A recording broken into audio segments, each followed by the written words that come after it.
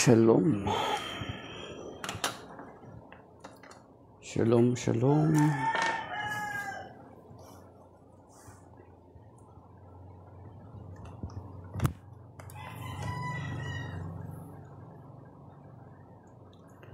Ordinary weekday, May 22, Feast of Santa Rita of Cassia, religious, patron saint of impossible thing. Okay. So Santa Rita of Cassia, pray for us. The first reading of the day is taken from the letter of Saint James, chapter 4, verses 13 to 17.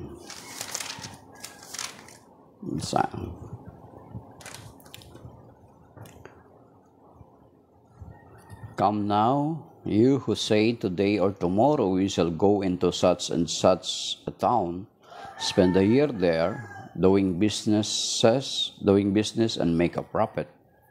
You have no idea what your life will be like tomorrow. You are a puff of smoke that appears briefly and then disappears.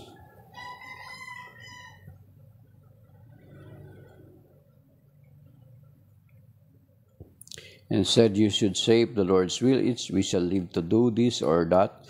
But now you are boasting in your arrogance, and all such boasting is evil. So for one who knows the right thing to do and does not do it, it is a sin. The word of the Lord. Thanks be to God. The responsorial psalm is from Psalm 49.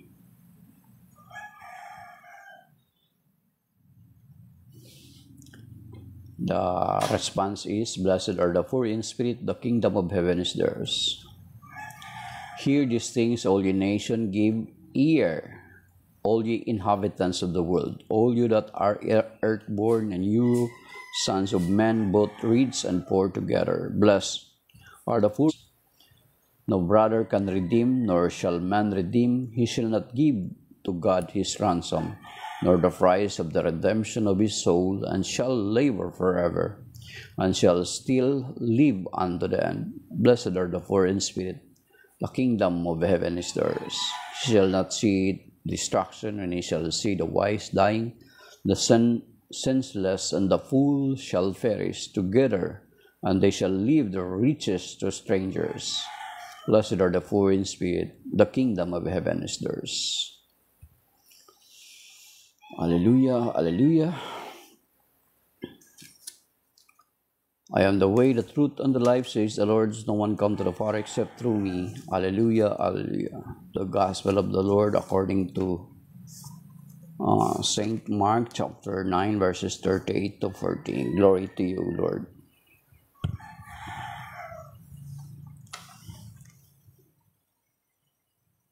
John said to him, Teacher, we saw something driving into such and such a town. We shall go into a town, spend a year there doing business and make a profit.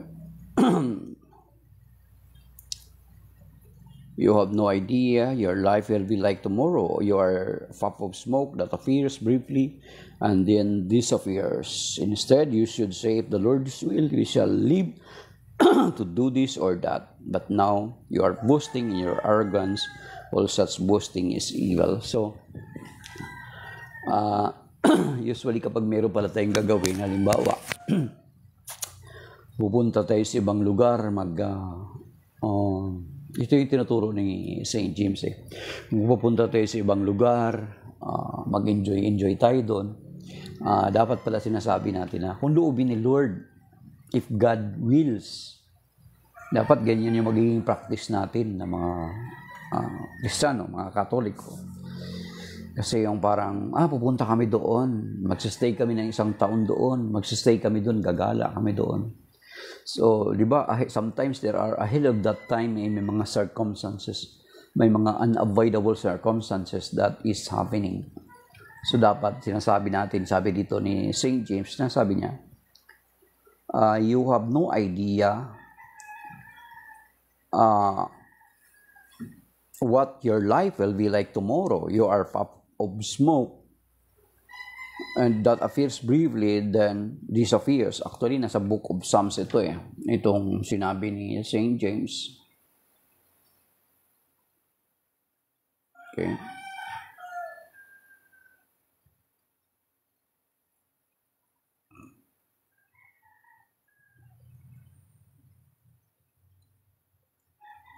Okay.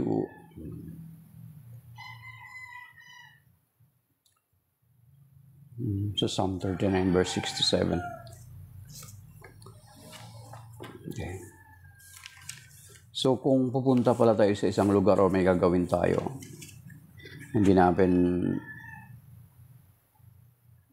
natin sinasabi na, pupunta kami doon. Parang sure na sure ka. Ang sabi nito ni St. James, hindi nyo alam, para kayong, ang buhay natin ay parang usok. Di ba? Kinantayan sa kinantayan sa Who Am I, di ba? Yung sa Who Am I na kanta. Ang buhay natin ay parang usok. Kinabukasan, mawawala. Diba? So, hindi dapat natin sinasabi na, parang sigurado ka na, declarative statement na yung sinasabi mo na pupunta ka doon sa ganong lugar. Ang dapat daw pala na sinasabi natin, kung luluubin ng Panginoon ay pupunta kami sa ganong lugar. Kung luluubin ng Panginoon ay ganito yung gagawin namin. Kung luluubin ng Panginoon, we always recognize na kung luubin ng Panginoon, kung kalooban ng Panginoon, kung ipahintulot ng Panginoon. So, yan daw yan ay isang uri ng humility. Pero kung sinasabi natin na parang positively, declaratively, sinasabi na, pupunta kami sa ganung lugar, ito yung gagawin natin. Sabi ni St. James, isang pagmamalaki yan, at ang isang ugali na pagmamalakinin is not of God but of the devil. Kundi bagkus sabi niya, kapag pupunta kayo, may gagawin kayo. Ang sinasabi niya is kung luluubin ng Panginoon. So yung reminder sa atin, especially for us Christians, especially for us Catholics, sabi dito. Come now, you who say today or tomorrow we shall go into such and such a town, spend a year there doing business and make a profit. You have no idea what your life will be like tomorrow. You are a puff of smoke that appears briefly and then disappears. So parang ganun, di ba? Parang usok lang. Instead, you should say, if the Lord's will it, we shall live to do this or that. But now you are boasting, sabi niya. In your arrogance, all such boasting is evil. Yan. So, kapag sinasabi pala natin yun na parang sure na tayo, that is boasting, and that boasting is evil. So, and then, ang last na verse sabi niya, parang yung tinatawag na sin of omission at saka sin of commission. Kasi sabi niya, ang nakakaalam for one who knows the right thing to do and does not do it, it is a sin. So, sin of commission. Yung dapat mong gawin na hindi mo ginagawa ay nagkakasala ka. At yung mga dapat mong yung hindi mo dapat gawin, yun yung ginagawa mo, yung sin of omission at saka sin of commission. So, yan yung ebanghelyo ngayon. Then sa gospel, yung about dun sa Mark chapter 9 na merong mga nagpapalayas sa Panginoon, sa pangalan ng Panginoon na gustong sawayin ng mga lagad. So sinabi ng Panginoon, sige, hayaan mo lang sila. Sabi dito, John said to him, Teacher, we saw someone driving out demons in your name, and we tried to prevent him because he does not follow us. Okay. Jesus replied, do not prevent him. There is no one who performs a mighty deed in my name who can at the same time speak ill of me. For whoever is not against us is for us. So, for whoever is not against us is for us. Ang gusto kong meron doon sa Matthew 11 na parallel nitong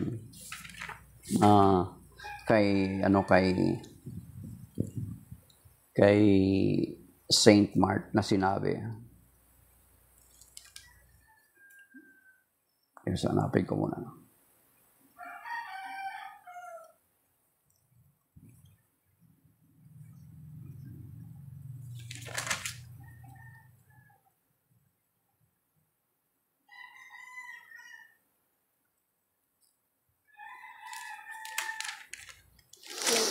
Hindi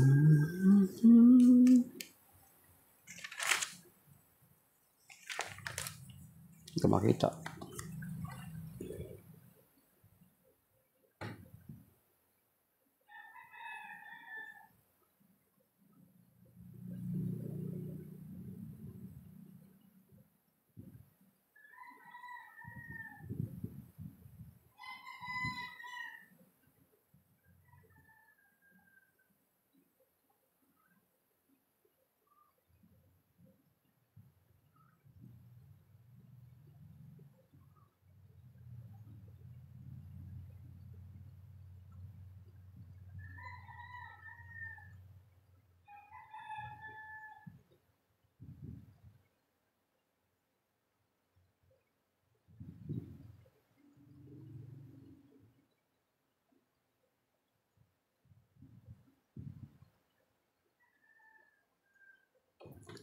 Doon sa Matthew chapter 12, yung parallel nito Mark chapter 9, mas gusto ko yung puntahan.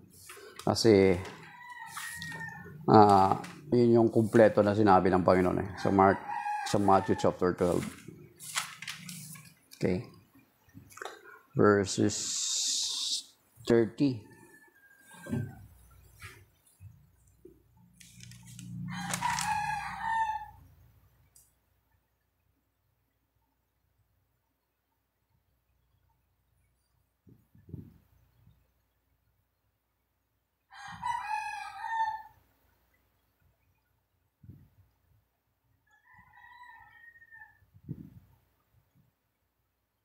Sabi dito sa Matthew chapter 12 verse 30, "Whoever is not with me is against me, and whoever does not gather with me scatters."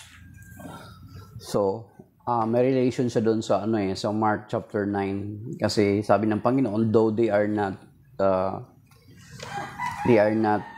with a group of the apostles na sumusunod sa Panginoong Kristo na gusto sana i-prevent ni na John, kasi hindi naman nila kasamahan, hayaan lang sila.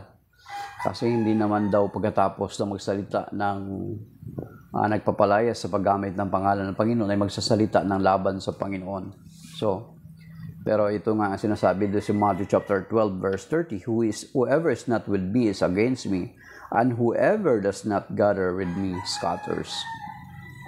So, pababayaan lang yung mga nagpapalayas sa pangalan ng Panginoon. Pero kung magsasalita na sila ng laban sa Panginoon, of course, pagpapatunay lamang na hindi sila kasama ng Panginoon. Kung ito pa, yung sasabihin natin, noong si San Pablo, inuusig niya yung simbahan, sabi ng Panginoon doon sa Acts chapter 9, ang simbahan ang inuusig ni San Pablo, he tried to destroy it. And sabi niya, nagpakita siya doon sa road of Damascus, sumabaya sa akin natin sa Acts chapter 9. Makikita natin doon na sinabi ng Panginoon, sabi niya, nung nagtanong San Pablo, "Sino po kayo?" Sabi niya, "Ako si Jesus na iyong inuusig." You see, ang inuusig ni San Pablo ay ang simbahan. Ang inuusig ni San Pablo ay ang simbahan. Yet, anong sabi ng Panginoon? "Ako si Jesus na iyong inuusig." So once you persecute the church, you are persecuting Jesus Christ. So kung pag-usapan natin legalistically, ang Panginoong Jesucristo, nakalagay naman yan sa Ephesians chapter 5, di ba? Kung babasahin natin doon, basahin nyo yung buong chapter 5 ng Ephesians, that the Lord is the head of the church, and the church is His body. So therefore, the church and Lord Jesus Christ is one, hindi pwede paghiwalayin. Kasi kung paghiwalayin mo, ang mangyayari niyan, kung ilalarawan natin, is mapupugot yung ulo sa katawan. Kaya nga, kung sasabihin mo na nagpapalayas ka ng demonyo sa pangalan ng Panginoong Jesucristo, yet you speak ill against the Lord Jesus Christ, against His church, then you are not with the Lord Jesus Christ. You are against the Lord Jesus Christ. Yun yung sinasabi sa Matthew 12:30. Kahit sabihin mo pa na nagpapalayas sa pangalan ng Panginoon Kristo, yet you are speaking ill against the Lord. In what way? Diba? Balikan niyo Mark 30, balikan niyo Mark, ano ba yung reading? Mark chapter 9 verses 38 to 40. Hayaan lang sila hanggat hindi sila nagsasalita ng laban sa akin. Hindi sila banta sa atin, hindi sila laban sa atin. So indirectly, parang hindi ka nagsasalita sa Panginoon ng masama, nagpapalaya sila ng demonyo, yet you speak ill against the church. Natural, kung legalistic tayo, kung titingnan natin, kung sino yung church na yon, is natural. Debatable siya, debatable. Pero kung titingnan natin from the first century, from the very beginning, na itinatag ng Panginoon Kristo, yung kanyang iglesia, ay isa lang ang iglesia niya, hindi marami. Natural, singit ko yan. Hindi marami. Kita naman natin doon sa Matthew 16, di ba? Yun naman yung sinabi doon. And then, John chapter 10, isa lang talagang kawan, isa ang pastol. So, kaya nga sinasabi sa Matthew 12:30, kapag hindi ka tumutulong sa pag-ipon, ay ikaw ay nagkakalat. So, saan ka ngayon doon? Of course, sabihin ng Panginoon, sige, pabayaan lang muna natin sila. If they are casting evil in my name, and then they are not speaking ill against us, it's just okay. Pero may sinabi ang Panginoon na dapat din nating tandaan, mga kapatid. Sabi niya, ang hindi tumutulong sa akin mag-ipon ay nagkakalat. So saan tayo ngayon? Especially kung pastor ka. Tumutulong ka ba sa Panginoon para mag-ipon or nagkakalat ka? No? Tinutugunan mo ba yung panalangin ng Panginoon sa John chapter 17? Or kinukontra mo yun? So yun yung sabi ngayon. Okay lang, sabi ng Panginoon. Di ba? May mga chance lagi si Lord na binibigay. At the same time, hindi rin assurance na kung mo nagpapalaya sa ng demonyo, ay assured ka na sa Panginoon ka. Are you sure? Siguro sabi, are you sure? Yeah. Are you sure with that? Hindi ako sa Panginoon, wala ako sa Panginoon? Ay, basahin natin yung sa Matthew chapter 7 verse 21. Di ba? Ano sinasabi doon?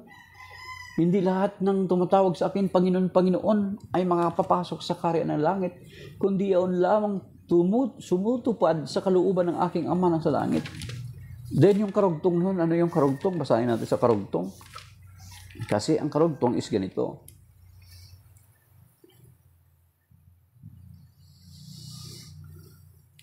Verse 22. Many will say to me on that day, Lord, Lord, we did not prophesy in your name. Yan. Did we not drive out demons in your name? Di ba yun yung sinabi kanina sa gospel? Did we not do mighty deeds in your name? Then I will declare to them solemnly, I never knew you. Depart from me, you evildoers. So despite you do everything in the name of the Lord, yet you are not doing the will of the Lord. Balang araw tatanungin mo, Lord, papasukin mo kami. Verse 21, not everyone who say to me, Lord, Lord, will enter the kingdom of heaven, but only the one who does the will of my Father in heaven. So, reminder to sa atin lahat. Dito sa verse 22 and then the following verses hanggang 23. Many will say to me on that day, Lord, Lord, did we not prophesy in your name? Nangaral siya sa pangalan ng Panginoon. Did we not drive out demons? In your name? Then I will declare to them solemnly, I never knew you. Depart from me, you evildoers. yung if you are not helping the Lord Jesus Christ to gather, Matthew 12:30, is it not evil, but rather you scatter? You speak ill against the church, yet you say you are serving the Lord. Di ba? Anong sabi doon sa Acts chapter 9? Sino ka? Ako, bakit hindi naman directly ang Panginoong Jesucristo ang inuusig ni St. Paul? But nung nagpakita sa kanya ang Panginoon sa road to Damascus, sabi niya, who are you? Sabi niya, I am Jesus that you are persecuting. Ang church lang naman, mga mananampalataya lang naman ang inuusig ni St. Paul. Pero sabi niya, ako ang iyong inuusig.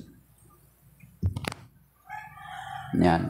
So, nagpapalaya silang demonyo. Sabi ng Panginoon kay St. John, sabi niya, hayaan mo lang muna sila.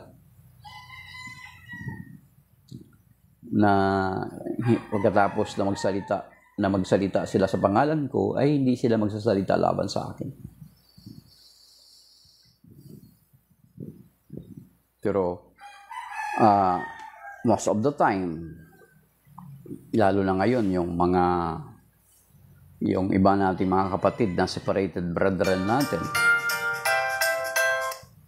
Di ba? Ano yung ginagawa? They are speaking ill against the church. May natural, lalabas lagi ano yung church na yun na sinasabi ng Panginoon. Yes, of course, it is a group of people. It is a group of people, not a divided groups, different groups of people. Kasi isa lang na yung body, one church. Ephesians 4:5 and 6, one faith, one Lord, one baptism. John 10:16, one flock, one shepherd. Diba? So makikita natin dun na you are not speaking ill against the Lord. Kung sige, nangangaral ka lang dyan na nagpapalaya sila ng demonyo sa pangalan ng Panginoon, so magiging sapat na lang ba yun? Diba? So dapat yung grupo ng mga tao na yun, bagamat hindi dapat sila kasama, kung talagang kinikilala nila ang Panginoon, ay makikiisa sila dun sa mga unang tinawag ng Panginoon. So hindi naman dapat magtatapos dun na, dito lang tayo, mas nakaka-enjoy pala to. Kahit hindi tayo kasama dun sa grupo ng mga disipulo ni Jesus is okay lang pala, nakakapagpalayas din tayo ng demonyo. Di ba? So may nangyari yan doon sa Acts chapter 19. Di ba sa Acts chapter 19 na yung anak ni Eseva nag-try, basahin nyo sa Acts chapter 19, nag-try magpalayas ng demonyo sa pangalan ng Panginoon Jesucristo. Sabi niya, sa pangalan ni Jesus na ipinapangaral ni Pablo, lumayas ka. Tinanong sila ng demonyo, kilala ko si Pablo. Ngunit sino kayo? Ngunit sino kayo? Di ba? Ngunit sino kayo?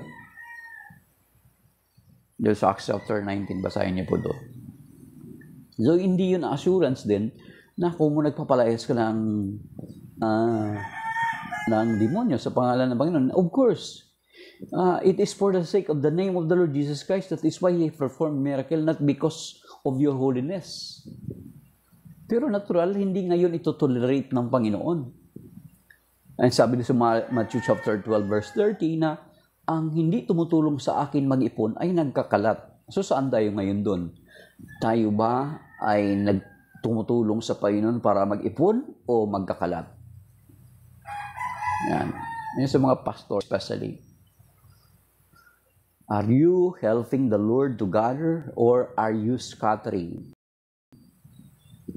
Yun yung tanong ngayon sa Ebanghelyo. At tandaan natin yung mabigat na paalala sa atin sa Matthew chapter 7 verse 21 to 23 na hindi lahat na tumatawag sa akin Panginoon, Panginoon ay makapapasok sa karya ng langit, kundi iyaon lamang sumusunod sa kalooban ng aking amang nasa langit.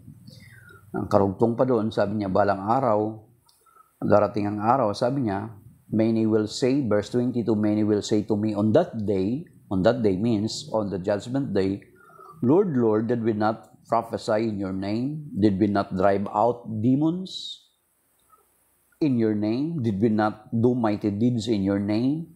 Then I will declare to them solemnly, I never knew you. Depart from me, you evildoers. So, ibig sabihin, hindi tayo makontento na matuwa na tayo na nakapagpalaya sa demonyo, nakapagpagaling tayo sa pangalan ng Panginoon Kristo. Dapat pa rin tayo, babalik pa rin tayo doon sa common denominator, sa pinaka-basic. Are we helping the Lord gather or are we scattering? Matthew 12:30. Balikan natin, doon tayo mag-end.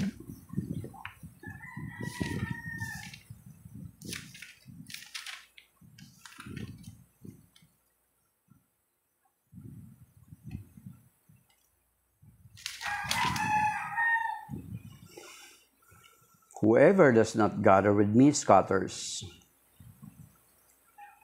So, saan tayo ngayon doon? Tayo ba'y tumutulong sa Panginoon para mag-ipon? Or tayo ay nagkakalat? So, tayo lang makakasagot niyan.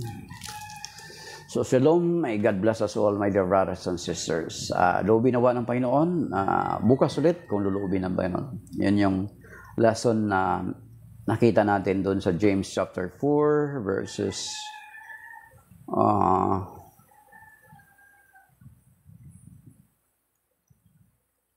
13 to 17. Kapag may puntahan tayo or may gagawin tayo, let us always sabihin natin lagi na kung luluubin ng Panginoon, ito yung gagawin ko, ito yung pupuntahan ko. Huwag nating sasabihin yung declarative statement na pupunta kami sa ganito, pupunta kami sa ganyan, gagawin namin ganito, gagawin namin ganyan. Bagkus, lagi natin sabihin na kung luluubin ng Panginoon, ay ito yung gagawin natin. Yan yung sinasabi sa James chapter 4, verses 13 to 17. So, shalom, may God bless us all, my dear brothers and sisters.